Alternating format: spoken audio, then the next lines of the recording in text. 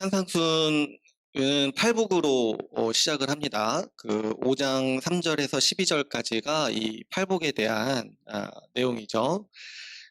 근데 이 팔복을 이제 잘 아시다시피 이 구조가 있죠. 그래서 이 정해진 구조가 뭐냐면 앞에 처음에 시작할 때 어떠한 사람의 특징에 대해서 얘기를 합니다. 복 있는 사람의 특징. 그리고 그런 사람이 정말 복이 있다.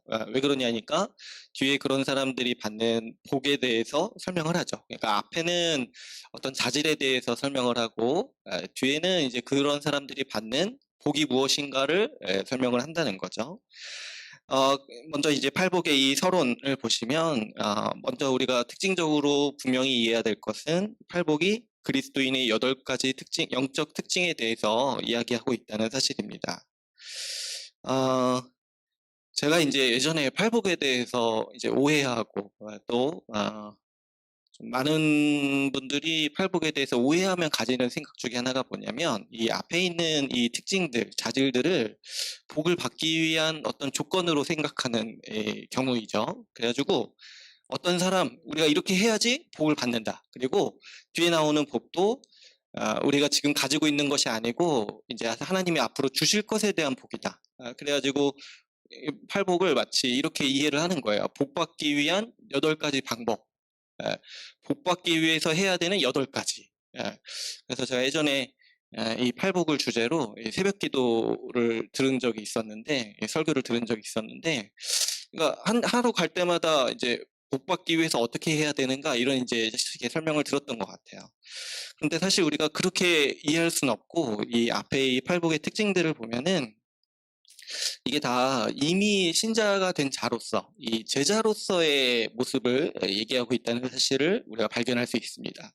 팔복 이제 처음에 시작할 때도 이 산상수훈 처음에 시작할 때도 제자들을 향해서 주님께서 말씀하시는 것을 우리가 알 수 있죠. 그러니까 이 앞에 나오는 이 팔복의 자질들은 어떤 우리가 해야 되는 특징적인 어떤 조건, 복을 받기 위한 조건 이런 게 아니라 이미 제자, 예수님의 뜻대로 살기로 작정한 제자들, 예수님의 은혜로 부르심 받은 제자들이 이미 가지고 있는 영적 특징에 대해서 얘기하고 있다는 사실을 알고 있습니다.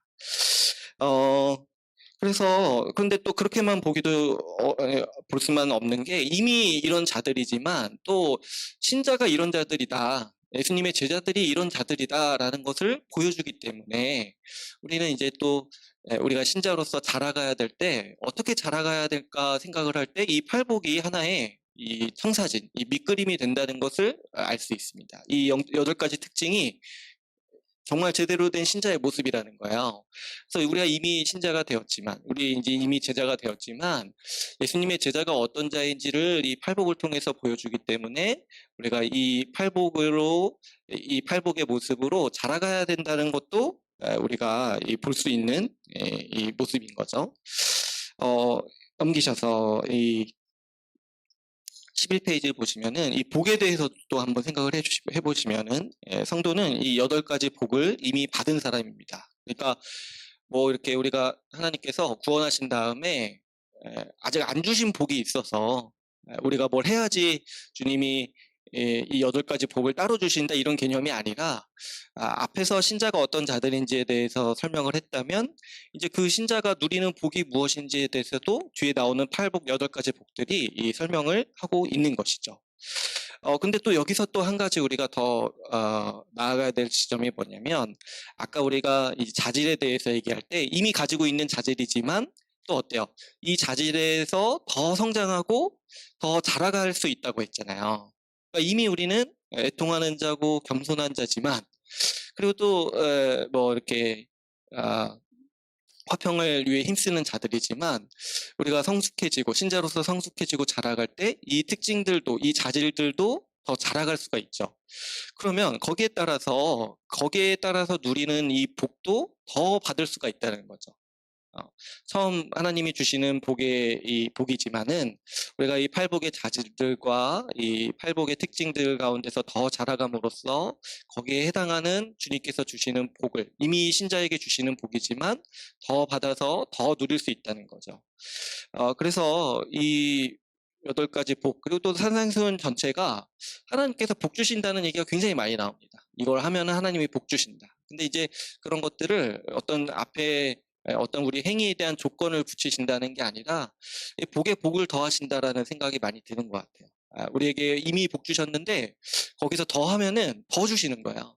그러니까 굉장히 풍성한 복에 대해서 얘기를 하고 있다. 우리가 앞으로 살아가야 될 방향에 대해서도 얘기하고 있지만은 이 팔복을 생각해 볼 때 우리 신자의 삶이 믿었어도 하나님의 풍성한 은혜를 누리지만 또 앞으로도 얼마나 더 큰 복을 누리게 될 것인가를 소망하게 하는 그런 역할을 하게 된다는 거죠. 그래서 이 팔복을 잘 생각하고 묵상해 볼 때마다 이 신자로 살아가는 게 어떤 삶인가를 압축적으로 어떻게 이 8가지 문장으로 이렇게 잘 설명해 주고 있는가 우리가 생각해 볼 수 있습니다. 팔복의 서문의 마지막으로 세 번째를 보시면은 이 복의 핵심은 이미 임한 하나님 나라의 백성이 된 것입니다.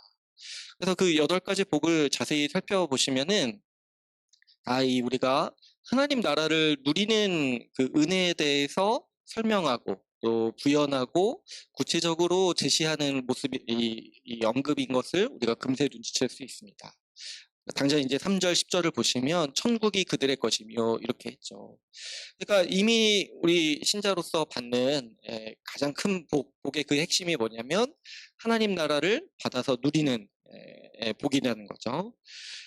또 이제 몇 가지 표현들 보시면 이 땅을 기업으로 받는다, 하나님을 본다, 하나님의 아들이라 일컬음을 받는다, 이런 이제 표현들을 보시면은 이런 것들이 다 신자가 이미 받아서 누리는 하나님 나라의 복락을 표현하는 언급들이라는 것을 우리가 볼 수 있습니다.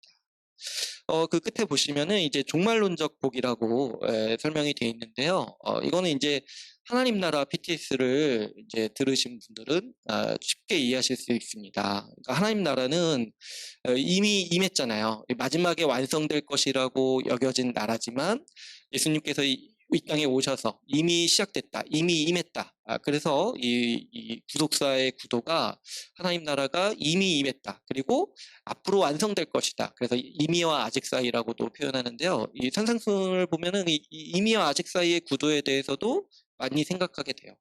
완성된 하나님 나라에서 받을 것이라고 여겨졌던 복이 이미 임한 하나님 나라, 이미 구원받은 우리 신자들이 미리 이렇게 받아서 누리게 된다는 거예요. 그래서 이제 성경에 보증금이다 이런 표현도 나오지만 좀 우리가 이제 시쳇말로 이렇게 쉽게 쓰는 말로 좀 땡겨받는다 이런 식으로 생각을 할 수 있다는 거죠. 그러니까 이 팔복의 8가지 복도 원래는 마지막에 완성될 하나님 나라에서 우리가 받아 누릴 복이었는데 이미 우리가 임한 하나님 나라, 예수 그리스도 안에서 임한 하나님 나라와 교회를 통해서 그 복들을 미리 누리고 더 충만히 누리게 됐다라는 이 현실을 우리가 볼 수가 있습니다.